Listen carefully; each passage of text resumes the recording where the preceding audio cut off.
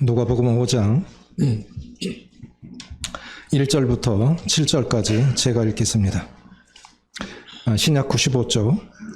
무리가 몰려와서 하나님의 말씀을 들을새 예수는 게네사렛 호숫가에 서서 호숫가에 배 두 척이 있는 것을 보시니 어부들은 배에서 나와서 그물을 씻는지라.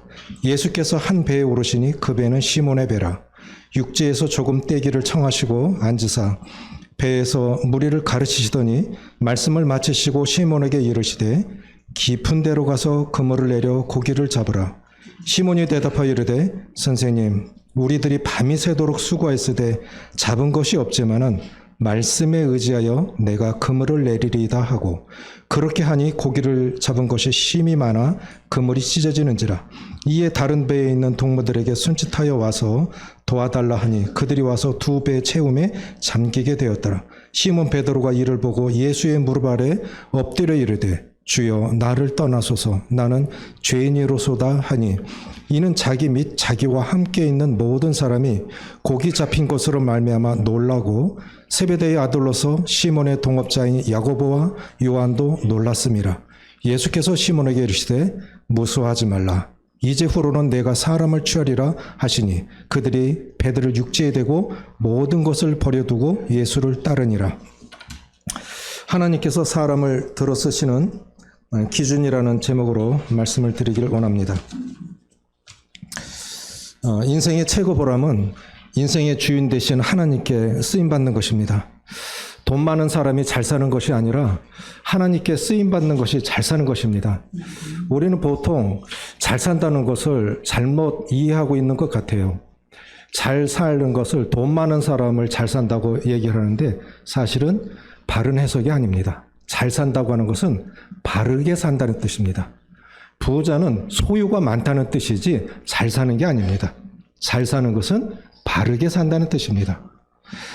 하나님께 쓰임받을 때 우리 삶에 보람이 있고 행복이 있고 만족이 있기 때문입니다. 사역에 우리 모두는 다 사역자들인데 사역에 큰 사역, 작은 사역이 없습니다. 나쁜 사역, 좋은 사역이 없습니다. 그래서 중요한 것은 이곳이냐 저곳이냐 이 사람이냐 저 사람이냐가 아닙니다. 하나님께서 하나님께 쓰임받는 일이 중요한데 하나님은 어떤 사람을 들어 쓰실까요? 그 대표적인 모델로 시몬 베드로를 꼽을 수가 있습니다. 그럼 주님께서 시몬 베드로의 무엇을 보시고 교회의 기초를 놓는 중요한 일에 시몬 베드로를 들어 쓰셨을까요? 이 게네사렛 호숫가에서의 짧은 만남, 이 만남 속에 비결이 들어있다고 그렇게 생각이 되어집니다. 갈릴리 호수를 세 이름으로 불려지는데 어느 지역에서 바라보느냐에 따라 이름이 달라지죠. 게네사렛 호수 혹은 디베랴 바다, 갈릴리 호수 다 같은 지역이지만 이제 게네사렛 호수 지역에서 바라본 것 같습니다. 사람은 외모를 보지만 하나님은 중심을 보십니다. 그러면 주님께서 시몬 베드로의 무엇을 보시고 이런 중요한 사역에 시몬 베드로를 들어 쓰셨을까요? 그 첫 번째 원리는 5절에 있다고 생각이 되집니다. 5절에 보시면 시몬이 대답하여 이르되 선생님 우리들이 밤이 새도록 수고하였으되 잡은 것이 없지만은 말씀에 의지하여 그물을 내리리이다 하고 인간적인 관점에서 보는 사람에 대한 평가와 하나님께서 보시는 사람에 대한 평가는 다른 것 같아요. 저희 교회 부지는 735평인데 16년 전에 땅을 샀습니다. 5년 묵혀 있다가 11년 전에 예배당을 건축을 했는데 700평 넘는 땅을 처음에는 이제 관리가 안 되니까 성도들에게 이 분양을 했어요. 농사 지으라고 잘라서 분양을 하니까 열심히들 잘 짓더라고요. 근데 비 한 번 오고 나니까 안 와요. 왜 안 올까요? 풀이 우거지니까 감당이 안 되는 거예요. 그래서 제가 700평 농사를 짓다. 이거는 사역이 아니라 내가 농사 짓다 쓰러지겠다. 그래서 생각한 게 뭐냐면 고구마 심으니까 좋더라고요. 고구마 심으니까 풀 다 덮어버리고 그리고 마지막에 한 귀퉁이에 남아있는 땅에 뭘 심었냐면 메밀을 심었어요. 농사 이제 가뭄이 들으면 마지막으로 심을 수 있는 게 메밀이래요. 메밀은 5월, 6월에 심어도 됩니다. 가장 늦게 꽃이 피니까. 그런데 메밀 한 대를 심었는데 몇 대를 땄을까요? 보통 농사 지으면 몇 배를 얻어야 돼요. 최소한 10배 이상 가져가야 되는 거 아닙니까? 씨앗을 뿌리며. 근데 저는 한 대 심어갖고 3대를 땄어요. 그럼 농사 지어야 될 사람이에요? 안 지어야 될 사람이에요? 안 지어야 될 사람이에요. 그래도 묵히는 거, 저 풀 나는 거, 저 꼴배기 싫어 갖고 심었는데, 그러니까 이건 뭐냐면 농사꾼이 아닌 겁니다. 농사꾼은 가을에 곡식을 가져갈 수 있어야 돼요. 어부는 물고기를 가져갈 수 있어야 된다고요. 그런데 밤새도록 그물질을 했는데도 한 마리를 못 잡았으니까 실패한 겁니다. 인간적인 관점에서 보면 실패한 거예요. 그런데 똑같은 상황을 주님께서는 다르게 보신다는 거예요. 이것을 우리가 기억해야 됩니다. 똑같은 실패한 것입니다. 밤새도록 잡았는데도 한 마리도 못 잡았다? 이 실패한 거예요. 그런데 그 똑같은 상황을 주님께서는 다르게 보신 거예요. 뭘 보신 것입니까? 이 베드로 고백이 우리가 밤이 맞도록 수고하였어야 돼. 안 잡혔지만 베드로의 근성은 뭐냐? 잡힐 때까지 한다. 보통 어부들이 요즘은 기름값이 워낙 비싸니까 한 2-3시간 해보고 오늘 틀렸어 하고 접고 들어온대. 기름값도 안 나오니까. 기름값이 워낙 비싸니까 2-3시간 해보고 안 되면 철수하는 겁니다. 베드로가 만약에 그렇게 했더라면 주님께서는 베드로에 뭘 보셨을까요? 하나님께 들어쓰임 받는 첫 번째 원리는 따라해 보십시오. 끈질김. 여기 있습니다. 끈질김은 다른 말로 책임감, 성실, 충성이라는 말과 동의어입니다. 주님 우리를 뭘 보십니까? 우리를 충성되이 여기셔서 그 자리에, 그 일에 들어쓰임 받게 하시는 겁니다.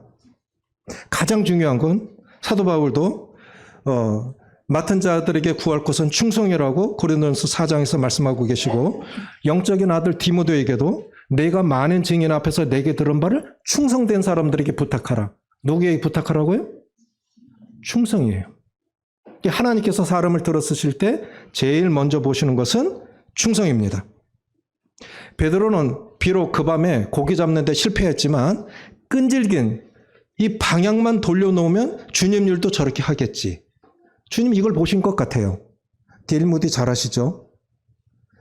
일찍이 아버지 잃고 이제 초등학교도 다 졸업하지 못하고 5학년 마치고 이제 외삼촌 댁에 가서 구두방에서 이 구두를 만드는데 D.L. 무디의 주일학교 선생님의 킴볼 선생님이신데 이제 신방을 가면 외삼촌은 싫은 거예요. 그 시간에 구두를 만들어야 되는데 선생님이 신방 오니까 그 시간에 구두를 못 만드니까 선생님은 싫어하죠. 자꾸 눈치를 주죠. 그런데 킴볼 선생님은 구두 만드는 D.L. 무디 모습 속에서 뭘 봤냐면 방향만 돌려놓으면 영적인 일꾼이 되겠다. 그런 그 모습을 본 겁니다. 그래서 D.L. 무디가 뭐라 하냐면 저에게 주일학교 한 반을 맡겨주십시오. D.L. 무디가 성장한 후에 그러니까 배움도 없지 경험도 없지 그러니까 아무도 안 맡겨요. 그래서 뭐라 그러냐면 네가 데리고 와서 네가 해. 있는 주일 학생들 맡으려 하지 말고 네가 데리고 와서 네가 해. 그런데 나중에 어떻게 됐냐면 자기가 데려와서 주일 학생들 가르치기 시작했는데 1000명을 데리고 왔어요. 그래서 교회가 감당이 안 되니까 공장 빈 곳에서 주일 학교를 하는데 교회보다 더 커진 거예요. D.L. 무디가 평생 복음 전한 사람이 2억이랍니다. 상상이 가십니까?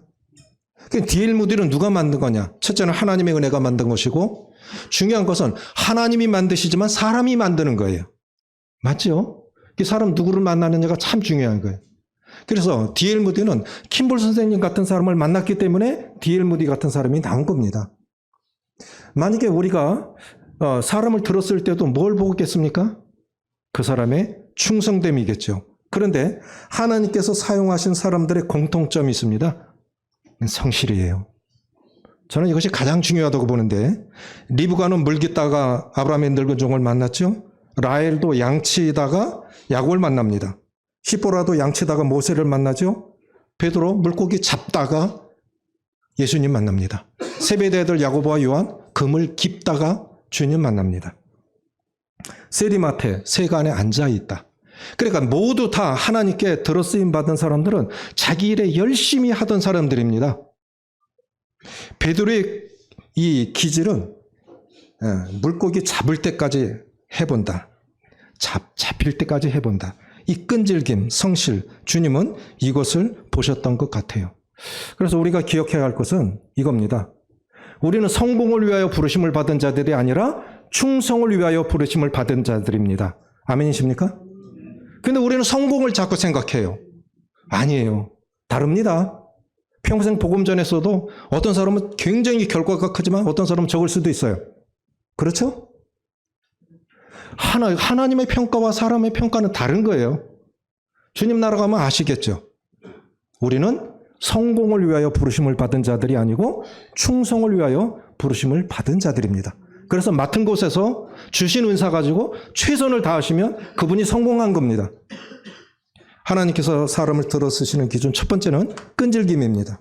두 번째는 뭐냐면 열린 마음입니다. 5절에 보시면 시몬이 대답하여 이르되 선생님 우리들이 밤이 새도록 수고했으되 잡은 것이 없지만은 말씀에 의지하여 그물을 내리리이다.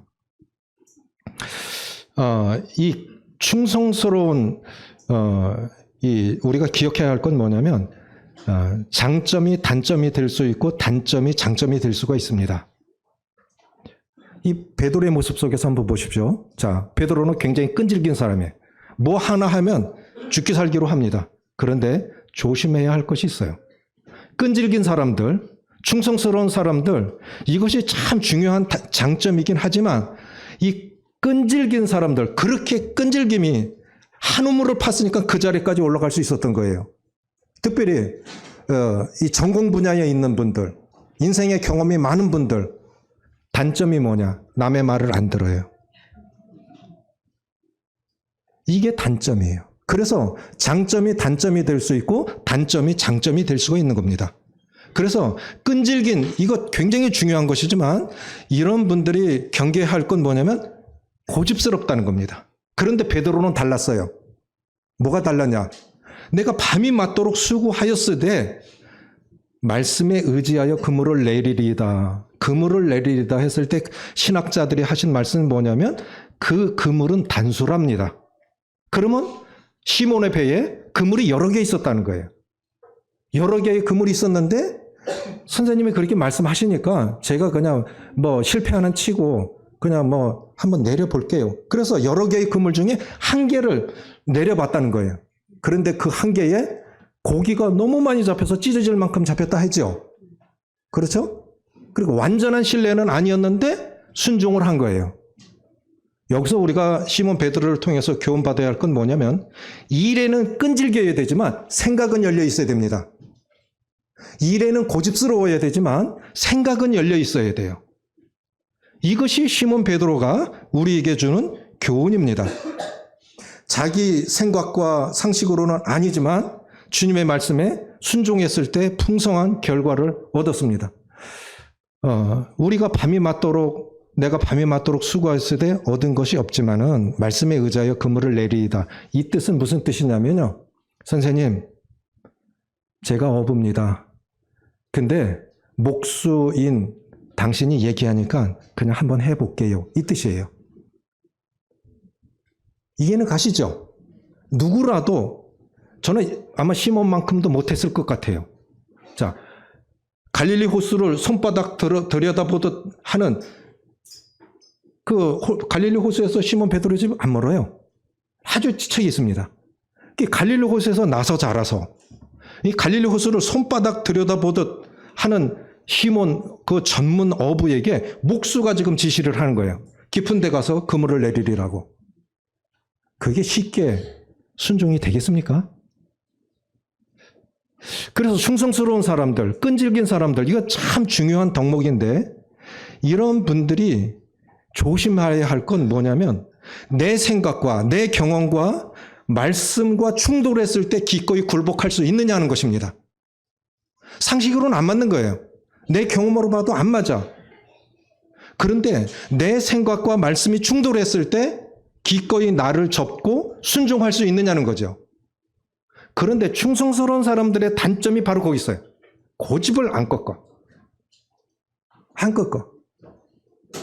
그러니까 쓰임받지 못하는 거예요. 우리는 그런 경험 없습니까? 특별히 이제 연세가 들어가시면서 아니면 전문 분야에 계신 분들은 고집스러웠으니까 그 자리까지 갔다고요. 그러나 조심하셔야 할 것이 있어요. 일에는 고집스럽지만 생각은 열려 있어야 됩니다. 저는 개인적으로 저희 가정 대소사에 일이 있으면 딸 사위들 다 불러요. 그래서 묻죠. 어떻게 했으면 좋겠냐. 그럼 나름 이야기들을 쭉 합니다. 진리가 아닌 거에 대해서는 제가 어떻게 결론을 내리냐면 그래 그렇게 하자 라고 결론을 내려요. 근데 저는 이렇게 생각해요.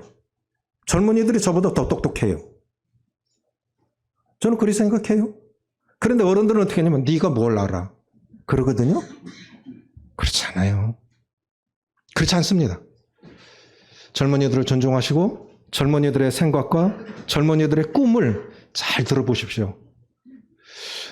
그래서 젊은이들은 믿음의 선배들, 부모님들 존경하시고 공경하시되 어르신들은 젊은이들의 소리를 들을 수 있어야 됩니다. 그래야 가정도 교회도 부흥할 수 있다고 믿습니다. 자, 하나님께서 사람을 들어 쓰시는 기준 첫 번째는 끈질김, 충성, 성실, 책임감. 이게 가장 중요하다. 그 다음에 중요한 건 열린 마음입니다. 그래서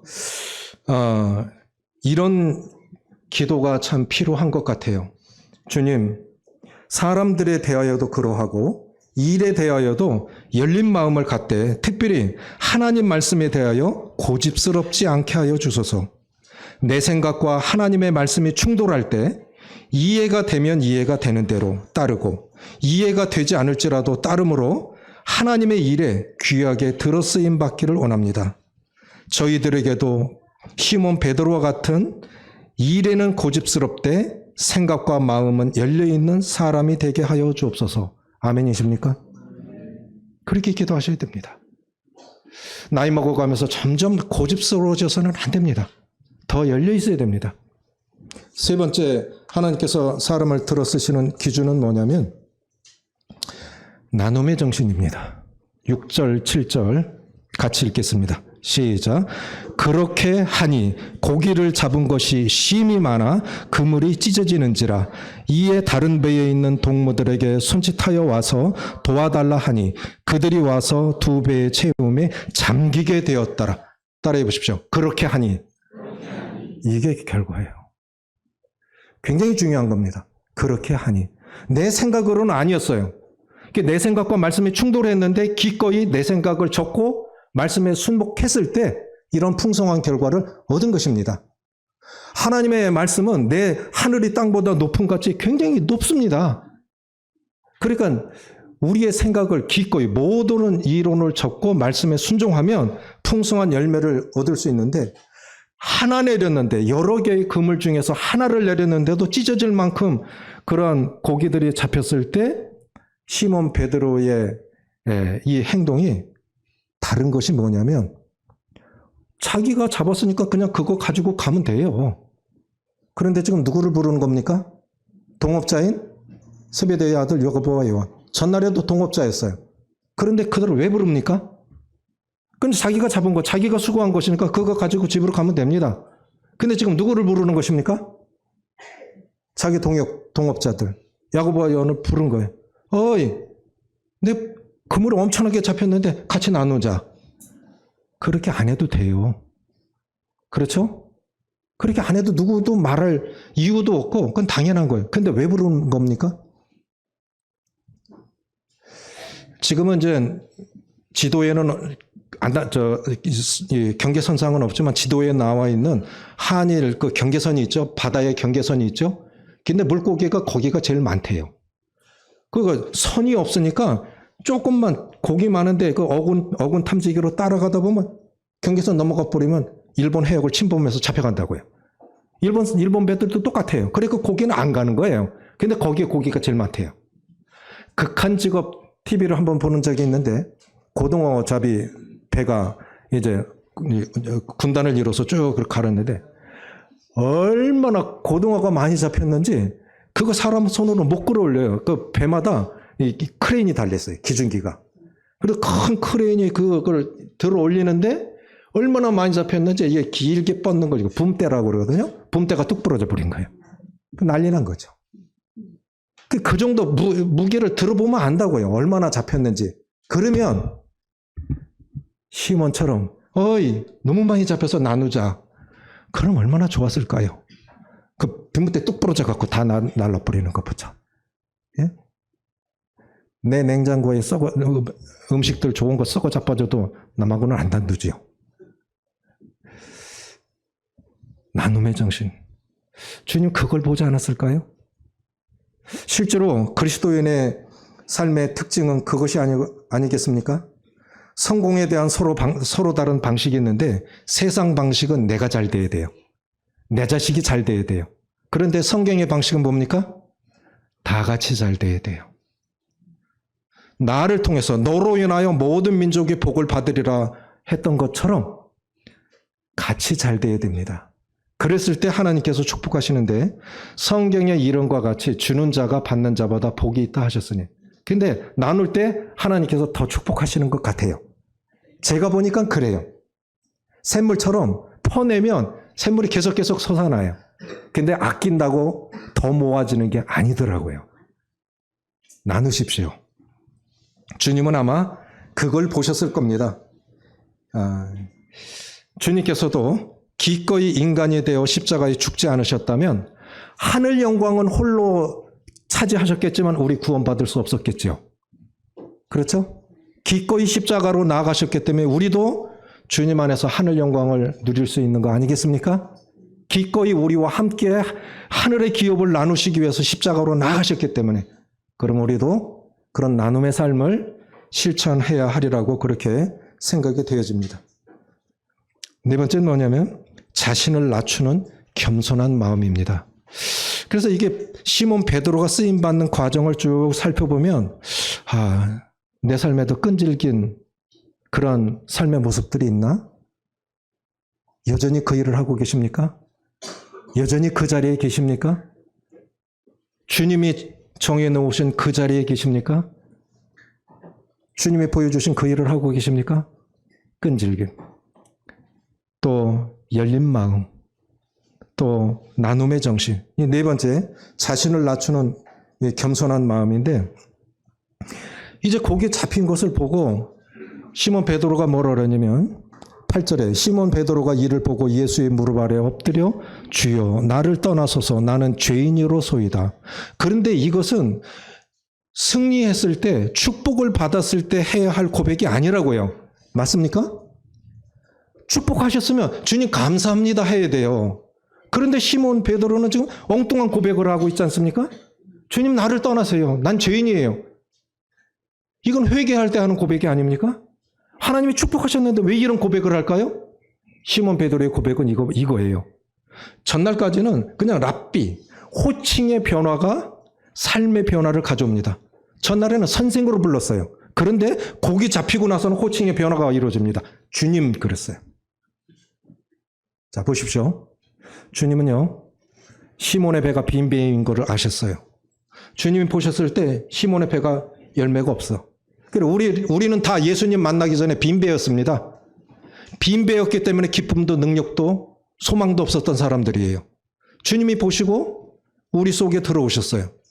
시몬의 배에 주님이 타셨습니다. 주인이 바뀐 거예요. 그래서 새로운 주인이 깊은 데 가서 그물을 내리라고. 새로운 주인이 전날에는 내가 주인이어서 내 인생이라는 배에 내가 주인으로 살았는데 이제 내 인생의 배에 새로운 주인이 들어오셔서 새로운 주인이 나에게 지시하시는 거예요. 깊은 데로 가서 그물을 내리라. 그러니까 말씀에 순종했을 때 굉장히 풍성한 축복을 경험했죠. 그 다음에 어디까지 나아가야 되겠습니까? 헌신으로 나가야 됩니다. 헌신으로 나가야 돼요. 우린 여기서 멈추는 경우가 참 많아요. 그래서 늘 감사하다고만 헌신까지 나아가야 되는데 어느 때가 참 위험한 거냐 했을 때 저는 성공했을 때가 더 위험하다고 생각이 되어져요. 실패했을 때보다 성공했을 때가 실패하면 저절로 낮아집니다. 가장 낮은 자리까지 내려가죠. 어려울 때 저절로 기도가 되어지죠. 그런데 성공했을 때, 축복받았을 때, 그때가 더 위험한 때라고 생각이 되어져요. 그래서 잘 될 때 더 조심하셔야 돼요. 사도 바울도 경고하고 있지 않습니까? 고린도전서 10장 11절에서 선줄로 생각하거든 넘어질까 조심하라. 요셉이 언제 유혹을 받았습니까? 요셉은 보디발의 집에서 성공했을 때 유혹받았어요. 종이, 보디발이 군대 장관인데 보디발이 요셉에게 한 말은 뭡니까? 네 마음대로 다 내 집을 주관해. 근데 내 아내만 건드리지 마. 성공한 사람 아닙니까? 히브리 종이 그 집에 들어가서 주인이 됐다니까요. 네 마음대로 내 집을 다스려. 그때 유혹이 왔다고요. 기드온이 승리하고 나서 전리품 가지고 우상을 만들죠. 우린 잘 될 때 더 조심하셔야 돼요. 그게 베드로를 통해서 뭘 배우는 겁니까? 잘 될 때 더 낮은 자리로 내려가서 주님이 이 모든 것은 내가 한 것이 아니라고 고백할 수 있어야 진정한 하나님의 사람으로 쓰임받을 수 있다고 그렇게 생각이 되어집니다. 다윗이 언제 범죄했습니까? 다윗의 영성이 가장 훌륭했을 때가 사울을 피해서 도망다닐 10년 기간이 다윗의 영성이 가장 훌륭했을 때입니다. 그 시편 23편이 그때 나온 거예요. 영성이 뭘까요? 영성은 다른 종교에서도 다 쓰는 단어인데 기독교에서 사용하는 영성은 의미가 다릅니다. 목회자들의 목회자라고 말하는 유진 피터스는 영성을 이렇게 정의했어요. 영성은 자기 정체성의 핵심을 이루는 보이지 않는 내면에 관한 관심이다. 자기 정체성에, 우리는 그리스도인이죠. 그리스도인은 그리스도와 내가 합쳐졌다는 뜻입니다.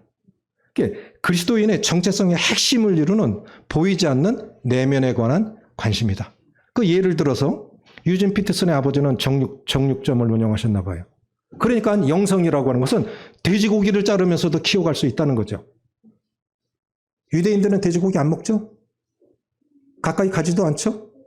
그런 게 아니라는 거예요. 부엌에서도 영성을 키워갈 수 있는 것입니까? CTI 주방에 가면 옛날에는 주방 입구에 뭐라고 써있냐면 이곳에서 하루에 3번씩 거룩한 봉사가 이루어진다 라고 써 있었어요. 얼마나 훌륭합니까? 이곳에서 하루에 3번씩 거룩한 봉사가 이루어진다. 우리는 모든 것을 통해서도 영성을 키워갈 수 있는 것이고 그곳에서 주님을 발견할 수 있는 것입니다. 다윗이 성공했을 때 유혹을 받았어요. 전날에는 나와 사망은 한 걸음 차이다. 난 죽은 목숨이야. 그냥 하루하루 순간순간 하나님이 보호해 주시지 않으면 나는 죽은 목숨이야. 이랬을 때 영성이 굉장히 가장 밝았다고요. 그런데 전쟁이 다 끝나고 통일 왕국이 이루어지고 하니까 이제 요르단 지역을 이제 쳐야 됐는데 그냥 난 안 갈 테니까 요압 장군 당신 가서 치고 오시오. 그리고 낮잠을 즐기고 잠이 안 오니까 저녁에 일어나서 보니까 옥상에서 보니까 다른 여인이 목욕하고 있으니까 그래서 죄를 지은 거예요. 성공했을 때가 더 위험한 것입니다. 공자, 맹자, 관자. 제자로 이어지는 그 관자가 이런 말을 했는데 저는 성경적인 것은 아니지만 그분의 말을 마음에 늘 새기고 있습니다. 모든 일은 계획으로 시작이 돼요. 노력으로 성취되고 교만으로 망친다. 맞습니까? 이 그리스도인들도 새겨들어야 돼요. 사람이 노력하지 않는데 성공이 됩니까? 그냥 냉장고에 나의 하나님이 그리스도 예수 안에서 모든 것을 채워주시리라 말씀 한 구절 딱 붙여놓고 일도 안 하면 하나님 채워주십니까? 사람이 할 일이 있고 하나님이 하실 일이 있어요. 사람이 할 일은 땅을 갈고 씨앗을 뿌려야 됩니다. 하나님이 비를 주실 것을 믿고. 그렇죠? 비를 주시는 것은 하나님 책임. 땅을 갈고 씨를 뿌리는 책임은 내 책임. 열심히 사셔야 돼요. 우리나라 경우 같으면은 많은 경우 외국인들은 자기 나라 대통령도 모르더라고요. 근데 나라는 잘 돼요. 우리는 너무 정치에 관심이 많아요. 너무너무 많아요. 그런데 제가 보니까 다 그런 건 아닌데 많은 경우 보니까 어느 분야에서든 성공하면 정치를 하려고 해요. 그리고 그 다음에 감옥 갑니다. 왜 그 짓을 하는지 몰라. 그 분야에서 성공했어. 그러면 됐는데 마지막으로 정치하고 그 다음에 감옥 가. 이 말이 그 말이에요. 모든 일은 계획으로 시작되어 노력으로 성취되고 교만으로 망친다. 그래서 잘 될 때 더 조심하십시오. 주님, 제가 한 게 아닙니다. 제가 한 것이 아닙니다. 주님, 저는 죄인입니다. 나를 떠나소서. 그 결과를 보니까 이건 내가 한 게 아니에요. 밤새도록 했잖아요. 전문 어부라니까요. 밤새도록 했는데도 한 마리도 못 잡았는데 그물이 찢어질 만큼 잡혀서 이건 100%, 0.001%가 아니라 100% 이건 하나님이 하신 일이야. 내 인생의 삶의 결과도 물론 나도 수고했지만 하나님의 은혜가 한 것이죠. 그렇죠? 그럼 누가 자랑이 되어져야 돼요? 주님이 자랑이 되어져야 돼요. 그런데요, 사람이 자랑이 되어지고 교회가 자랑이 되어지면 안 돼요. 자랑거리인 거는 맞지만 주님이 빠지고 사람이 자랑이 되어지고 교회가 자랑이 되어지면 안 됩니다. 때때로 그래요. 교회의 영성을 내 영성으로 착각할 때도 있어요. 그렇죠? 아닌 거거든요. 때로는요, 교회 규모가 크면 큰 교회 그냥 숨어 신앙하기가 딱 좋습니다. 숨어 다니기. 그냥 딱 그 자리에만 있으면 그냥 신앙이 같이 굴러가 주는 것 같은데 아니거든요. 교회의 영성을 내 영성으로 생각하시면 착각이에요.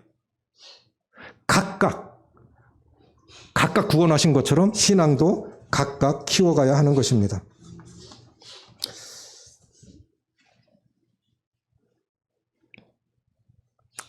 말씀을 정리합니다. 오고 가는 세대들에게 베드로가 한 고백은 뭐냐면, 젊은 자들아 장로들에게 순복하고 하나님 앞에 겸손하라. 베드로도 참 열심히 살았지만 한때는 이렇게 우쭐대기도 하고 나섰던 사람 아닙니까? 그런데 오고 가는 세대들에게 베드로후서에서의 고백은 하나님 앞에서 겸손하라 하신 거예요. 하나님은 어떤 사람을 들어쓰셨을까요? 이런 원리를 따라서 끈질긴 책임감, 성실, 충성스러운 이런 덕목이 있는 사람, 그러면서도 열린 마음을 가진 사람, 일에는 고집스럽지만 마음은 열려있는 사람, 축복받았을 때 기꺼이 나눌 수 있는 열린 마음을 가진 사람, 그리고 그 성공에 대해서 겸손할 줄 아는 사람.